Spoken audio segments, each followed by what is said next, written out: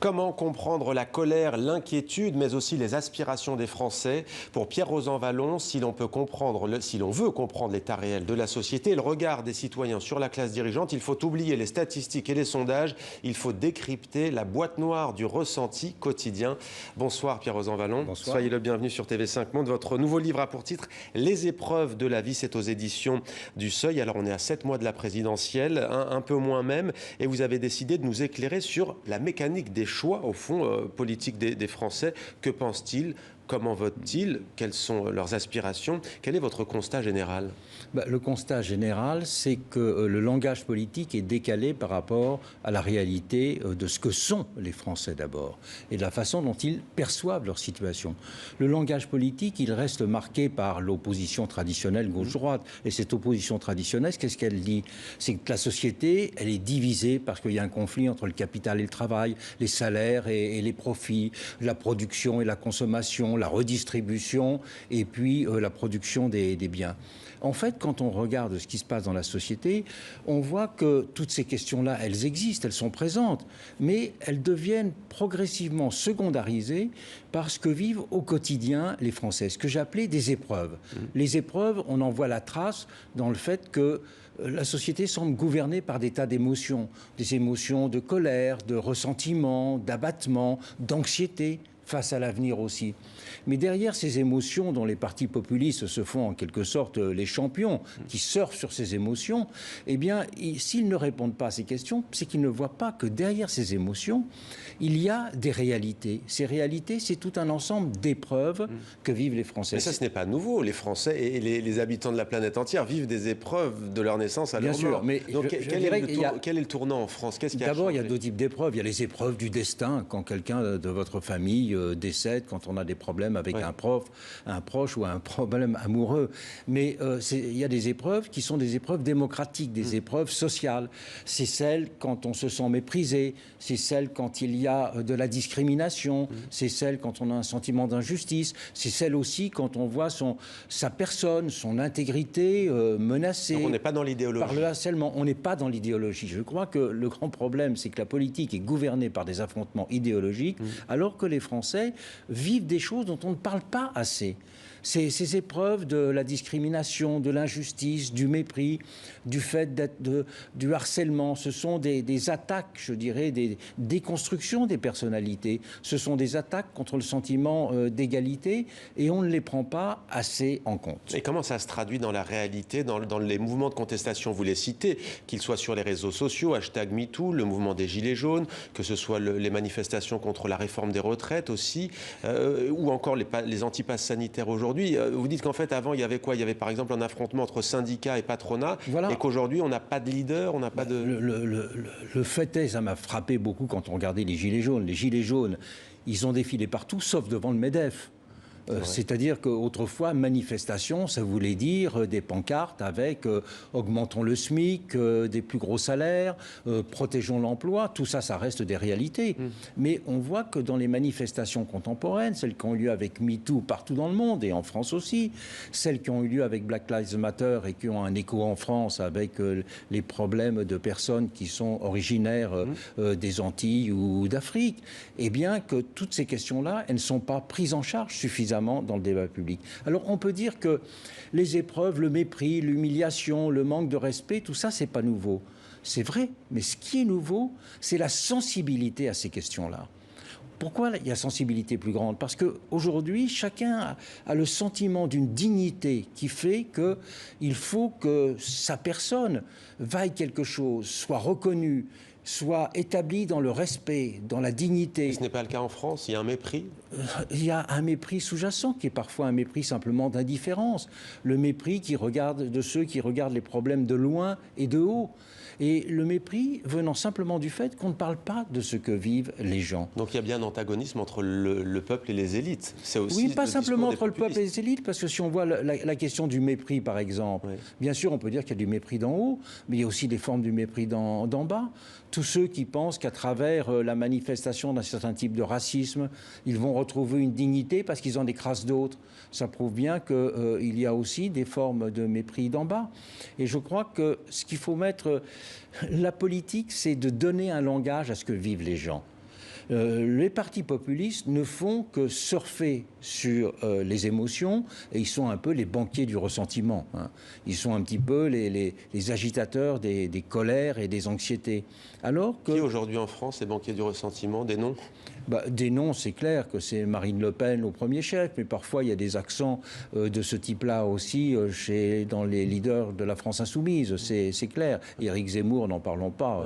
Mais pourquoi vous faites, dans ce qu'on pouvait vous rétorquer, vous faites comme si les Français et les Français n'étaient pas conscientisés. Quand ils viennent de classe populaire et qu'ils vont vers Éric Zemmour, ils ne sont pas juste sous le coup de l'émotion ou vers Marine Le Pen. Pourquoi il y a justement ce lien entre les deux? Parce qu'ils ont le sentiment qu'au moins on parle le langage de leur colère.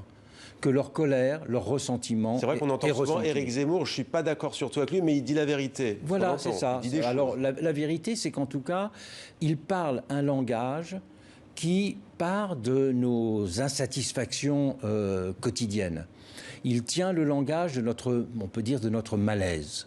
Ce malaise, il met des mots dessus qui sont des mots que l'on ressent, mais qui ne sont peut-être pas les mots qui sont aptes à guérir ces malaises et à les surmonter.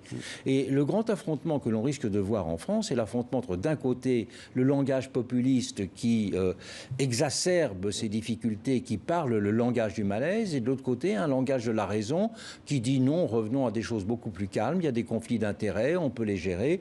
Le problème, c'est qu'on ne peut pas faire un Grenelle du mépris, vous comprenez? On peut faire un Grenelle des salaires, on peut faire des Grenelles de l'emploi, là où les choses sont mesurables, mais on ne discute pas assez ces épreuves qui sont au fond la nouvelle façon qu'a la société de vivre et de réagir. Et pour autant, il y a aussi un autre paradoxe, dites-moi si je me trompe. Vous dites par exemple le mouvement #MeToo est perçu comme essentiel désormais, plus important que la question du pouvoir d'achat. Mais toutes les études montrent que par exemple le pouvoir d'achat est loin devant les questions sociétales, voire même les questions d'immigration. Mais parce qu'on demande qu'est-ce qui est important pour vous. Tout dépend comment on pose la question. Comment on pose la question. Mais ce qu'on voit en tout cas, c'est que beaucoup de personnes sont concernées par ces questions de harcèlement. Si je regarde comme indicateur le succès des livres. Ce sont les livres qui ont parlé des problèmes d'emprise, ce sont les livres qui parlent de problèmes de violence conjugale, ce sont ces livres qui font les grands succès. Et ce ne sont pas des livres sur le pouvoir d'achat, d'ailleurs il n'en a pas beaucoup. Alors j'aimerais vous montrer cette image tout de même. Emmanuel Macron, ça dit sans doute beaucoup de choses de notre époque, en France en tout cas. Voilà, il y a un œuf qui est jeté sur le président de la République. Il y a quasiment 4 mois, c'était une gifle qui avait fait le tour du monde.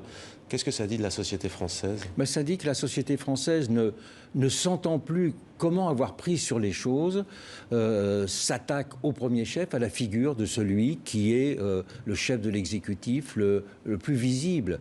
Alors que l'ensemble des problèmes que je traite, ces épreuves, ces formes de domination, eh bien, elles sont en quelque sorte disséminées, dispersées.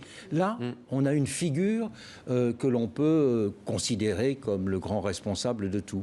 Les Gilets jaunes, d'ailleurs, vous le dites dans votre livre. Les Gilets jaunes, ils ont d'abord eu la haine de Macron. C'était ça qui les a définis, parce qu'ils pouvaient tout projeter sur une seule personne, alors même que les problèmes qui étaient les leurs étaient des problèmes qui appellent des réponses qui ne sont pas simplement des réponses qui viendront d'en haut. Mais concrètement, comment font les femmes et les hommes politiques? D'ailleurs, 4 quand même, vous ont répondu à travers le journal Le Monde, notamment Valérie Pécresse, il me semble. Il y a eu 3 autres responsables. Il y a eu Valérie Pécresse, il y a eu Anne Hidalgo, il y a eu Arnaud Montebourg.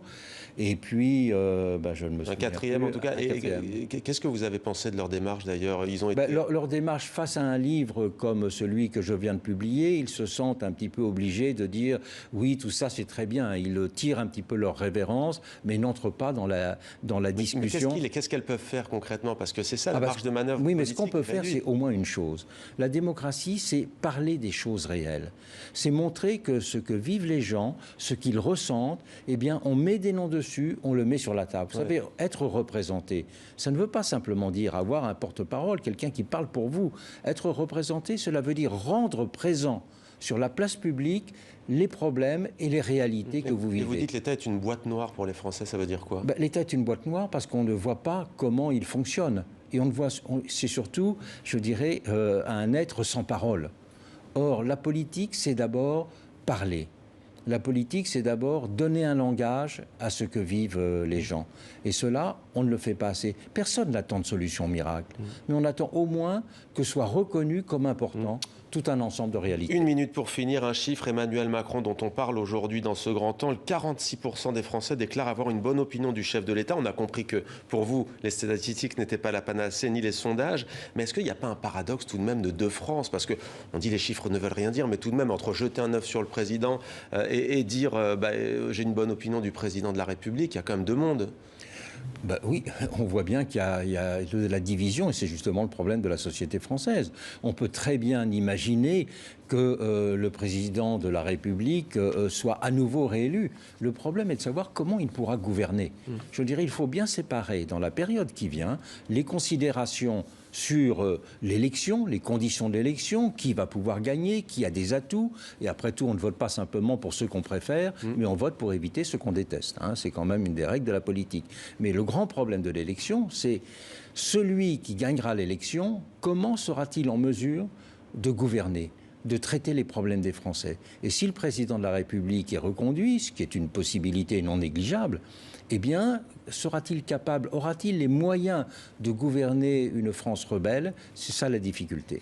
Merci beaucoup Pierre Rosanvallon pour votre éclairage. Les épreuves de la vie, comprendre autrement les Français, c'est aux éditions du Seuil dans la collection Le Compte à rebours. Merci à vous. Merci.